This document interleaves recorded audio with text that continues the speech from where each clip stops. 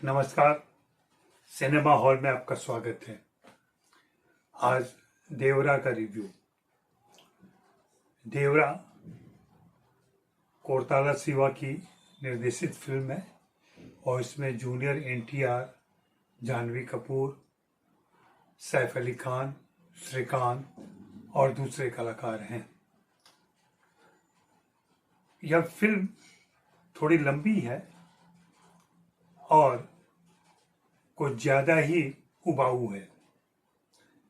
Film में action और reaction ये दो चीजें बहुत ज्यादा है और उसी का अनुपात में बैकग्राउंड स्कोर है जो लगातार आपके कानों पर बजता रहता है। फिल्म पिछली सदी के 1984 के आसपास की है और कहानी फिर 12 साल आगे बढ़ती है, मतलब 1996 तक आती है। 1984-1996 के बीच में भारत के किसी रत्नागिरी इलाके में ऐसे कुछ लोग रहते हैं जो समुद्र में जाकर स्मगलिंग करते हैं, सामान लूटते हैं और गैर कानूनी हरकतों में शामिल हैं। बताया जा रहा है कि यह जो बस्ती है कभी अंग्रेजों के खिलाफ लड़ी थी। वे जो भारतीय धन लेकर जा रहे थे उसे उन्होंने लूट कर छुड़ाया था और इस तरीके से देश की मदद की थी, लेकिन देश ने आजादी के बाद उनको भुला दिया है। भुला देने के बाद सब उनके पास अपनी आजीविका के लिए कोई तरीका नहीं रह गया है, तो वे इस तरीके की लूटपाट और स्मगलिंग में फंस गए हैं। लेकिन उसी कुनबे में देवरा नाम का एक युवक है जो इन चीजों के खिलाफ होता है, जिसका जमीर जागता है और वह तय करता है कि हम लोग ईमानदारी के साथ जो काम होगा वही करेंगे, इसके अलावा और कोई धंधा नहीं करेंगे। लेकिन इसी कुनबे में कुछ लोग उसके खिलाफ हैं। मुख्य रूप से ये 4 कुनबे हैं। इन चारों के प्रमुख हैं, जिसमें एक देवरा है, एक रायप्पा है, एक भैरा है और मुख्य लड़ाई देवरा और भैरा के बीच की है। कहीं न कहीं यह नैतिकता अनैतिकता की भी लड़ाई है, कहीं न कहीं यह अच्छे और बुरे के बीच की भी जंग है और इस बीच में एक प्रेम कहानी भी है। जूनियर एनटीआर इस फिल्म में दोहरी भूमिका में है।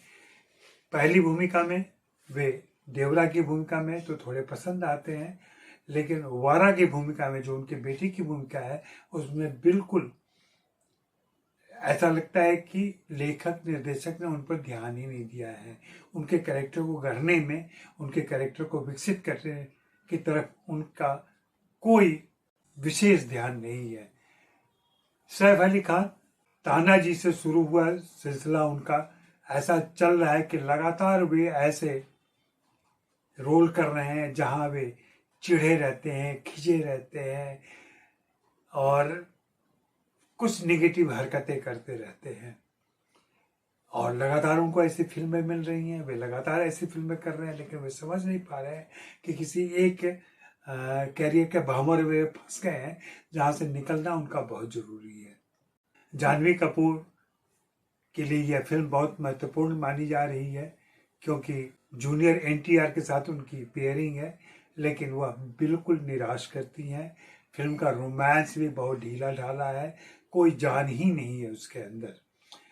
फिल्म के गाने चूंकि मूल संगीत पर ही किए गए हैं तो अनुदित शब्द बिठा दिए गए हैं। इस फिल्म की डबिंग को लेके भी दिक्कत है। डबिंग में कई, जैसे पिता को हमेशा पीता पीता का बोला गया है। धाराशाही शब्द एक जगह आता है जिसको धाराशाही बोलते हैं। ध को द बोलने की एक दिक्कत है मुंबई वालों के साथ, वो यहाँ भी फिल्म में नजर आती है। जानवी कपूर के संवादों में कई जगह जहाँ ध अक्षर होना चाहिए था वहाँ वह द प्रोनाउंस करती हैं। ये डबिंग की दिक्कतें हैं जिसकी तरफ निर्माता, निर्देशक और दूसरे लोगों का ध्यान नहीं है। अगर आप हिंदी के जानकार हैं तो आपके कानों को ये ध्वनियाँ खटक सकती हैं। बाकी फिल्म बेहद निराश करती है, लंबी है, उबाऊ है और कहीं से भी रुचि पैदा नहीं करती है। जूनियर एनटीआर का इतना शोर है लेकिन वे भी एक भूमिका में संतोषजनक काम कर जाते हैं तो दूसरी भूमिका में निराश करते हैं। बाकी आप फिल्म देखिए, फिल्म देखकर आपकी जो राय बनी जरूर शेयर कीजिएगा और इस रिव्यू पर भी आपकी जो टिप्पणी बने उसे भी बताइएगा। शुक्रिया, मेहरबानी, धन्यवाद।